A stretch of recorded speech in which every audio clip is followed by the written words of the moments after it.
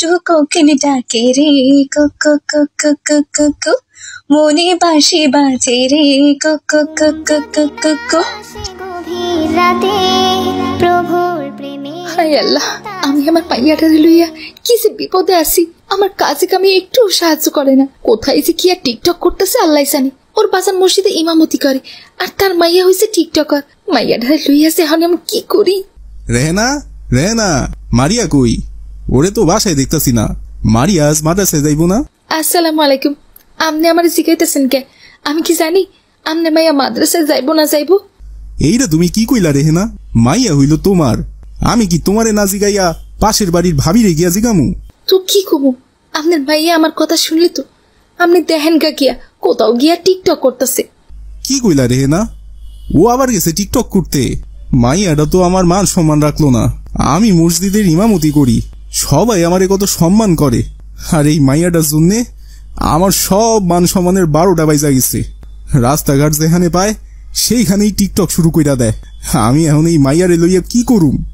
তুমি কিছু কইতে পারো না রেহেনা? তা আপনি আমার কি করতে কন? আমি করে নিষেধ কম করছি, কিন্তু আমার কথা শুনছে সে। কতবার নিষেধ করছি, তুই এখন বড় হইছিস, তোর বিয়ে শাদী দেওয়া লাগবো, এখন আর টিকটক করতে যাইস না রে মা। কিন্তু কে শুনে কার কথা? আমার কথার কোনো পাত্তাই যায় না। দেখেন কে গিয়া বাড়ির পেছনে মনে হয় রাস্তার মধ্যে গিয়ে টিকটক করতেছে। যান গিয়া নিয়ে আসেন। এরপর নাসির হুজুর চলে গেল বাড়ির পেছনে তার মেয়ের খোঁজে, আর সেখানে তার মেয়ে মারিয়া ভাইরাল গানের সাথে টিকটক করছে।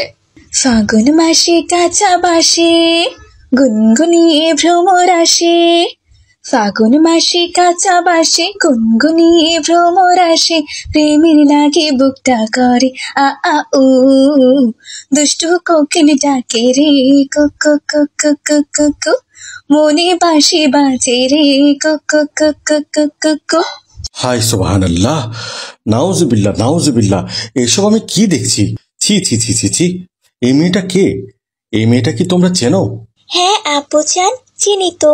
ইনি হচ্ছে মারিয়া আপু, আমাদের মসজিদের ইমাম সাহেব নাসির হুজুর আছে না, ওনার মেয়ে। আমাদের মাদ্রাসাতেই পড়ে। কি বলছো ফাতেমা? এই মেয়ে মাদ্রাসায় পড়ে, এদিকে সে আবার হিজাব পরে টিকটক করছে?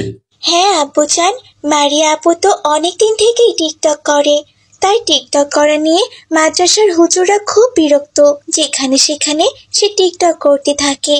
অনেকবার তার বাসায় হুজুররা কমপ্লেনও পাঠিয়েছে। তার বাবা অনেক শাসন করেছে, কিন্তু তাতে কোনো লাভ হয়নি। সে তবুও এখন লুকিয়ে লুকিয়ে টিকটক করে। নাউজুবিল্লাহ নাউজুবিল্লাহ, এই মেয়ে তো দেখছি আমাদের ইসলাম ধর্মকে ডুবিয়ে ছাড়বে। আমাদের ধর্মে তো এগুলো করা হারাম। ছি ছি ছি। তার উপর সে আবার আমাদের মসজিদের ইমাম সাহেবের মেয়ে। অন্য মহল্লার কেউ যদি এখন এসব বেহায়াপনা দেখে, তাহলে তো আমাদের মহল্লার কোনো মান সম্মানই থাকবে না। এই যে মেয়ে, থামো থামো, এদিকে এসো দেখি। আসসালামু আলাইকুম। আরে কি হয়েছে আঙ্কেল, আপনি আমাকে থামালেন কেন? আমি সবেমাত্র চিত্রনায়ক শাকিব খানের তুফান সিনেমার ভাইরাল গানটা টিকটক করছিলাম, আর আপনি এসে মাঝখানে আমাকে থামিয়ে দিলেন। ওফো, দিলেন তো আমার টিকটকটার 12টা বাজিয়ে। এই মেয়ে চুপ করো, তোমার এসব বলতে লজ্জা করছে না? কিসের ভাইরাল গান? হ্যাঁ, আর তুমি এরকম হিজাব পরে মহল্লার ভেতর কি শুরু করেছো? তুমি টিকটক শুরু করেছো কেন? আরে আঙ্কেল, এসব আপনি আমাকে বলছেন? আমাকে এসব কথা বলে কোনো লাভ নেই। আপনি টিকটকের মর্ম কি জানেন বলুন তো? আমার টিকটকে কত মিলিয়ন ফলোয়ার আছে আপনি জানেন? 2 মিলিয়ন ফলোয়ার হয়েছে আমার। আর বোরখা হিজাবের কথা বলছেন? এই বোরখা হিজাব পরে টিকটক করি বলেই তো আমার এত এত ফলোয়ার হয়েছে। সবাই এটাকে ইউনিক মনে করে, জানেন? আমার মতো বোরখা হিজাব পরে তো আর অন্য কেউ টিকটক করে না, আমি প্রথম। এজন্য সবাই আমার ভিডিও দেখতে আসে। ছি ছি ছি ছি ছি, তোমার এসব কথা বলতে লজ্জা করছে না? তুমি হিজাব পরে টিকটক করছো, আবার সেটা গর্বের সহিত বলছো। হিজাব কি টিকটক করার জিনিস? তার উপর শুনলাম তুমি নাকি আমাদের মসজিদের ইমাম সাহেবের মেয়ে। তুমি তো এই মহল্লার মান সম্মান একদম ডুবিয়ে দিবে দেখছি। আরে রাখুন তো আঙ্কেল আপনার মান সম্মান। মহল্লার মান সম্মান ধুয়ে কি আমি পানি খাবো নাকি? টিকটকের মর্ম কি সেটা যদি আপনি একবার বুঝতেন, তাহলে আপনি ওই দাড়ি টুপি পরেই টিকটক করা শুরু করে দিতেন। আর এই যে আপনার ছেলে মেয়ে, ওদেরকেও টিকটক করতে বলতেন। টিকটকের মর্ম আপনি বুঝবেন না। আপনি যেখানে যাচ্ছেন যান না, আমার কাজ আমাকে করতে দিন।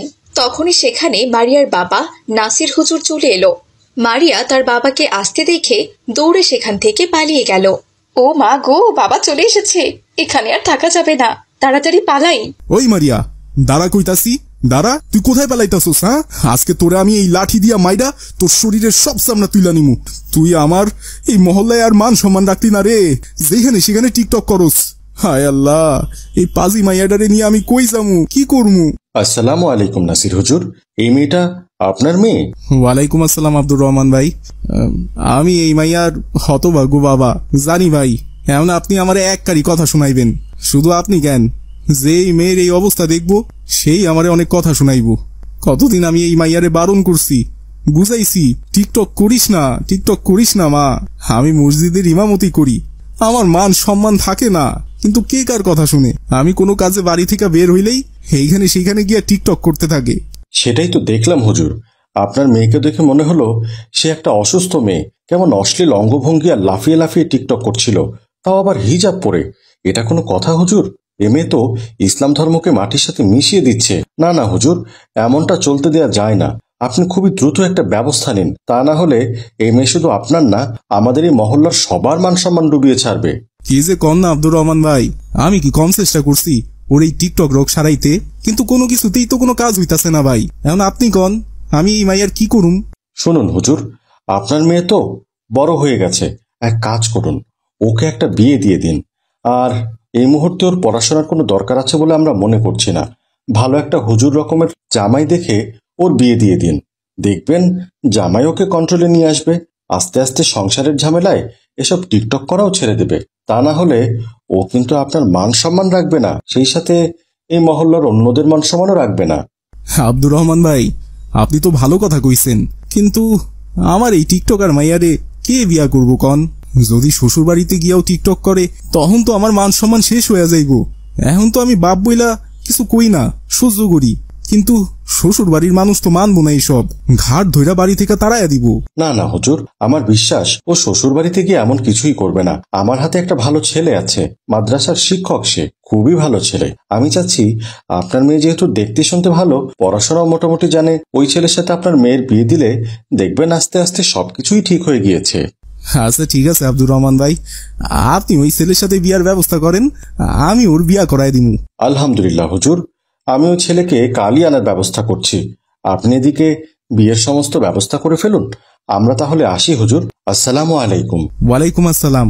এরপর আব্দুর রহমান জাহিদ নামের একটি ছেলের সাথে মারিয়ার বিয়ের ব্যবস্থা করলো। যথারীতি সময়ে মারিয়ার সাথে জাহিদের বিয়ে হয়ে গেল। বিয়ে করে জাহিদ বউ নিয়ে তার নিজের বাড়িতে চলে গেল। আজ তাদের বাসর রাত। হ্যালো ভিউয়ার্স, আসসালামু আলাইকুম। দেখুন আপনারা আমি এখন কোথায় আছি।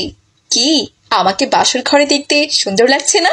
আরে এটা কি কমেন্টস করেছে? হ্যাঁ, এটা কি ফেক বাসর ঘর আপু? আরে গর্ধব, ফেক বাসর ঘর কেন হতে যাবে? হ্যাঁ, এটা আমার রিয়েল বাসর ঘর। রিয়েল, বুঝতে পেরেছো? টিকটক মারিয়া যেমন রিয়েল, আমার বাসর ঘরও তেমনি রিয়েল।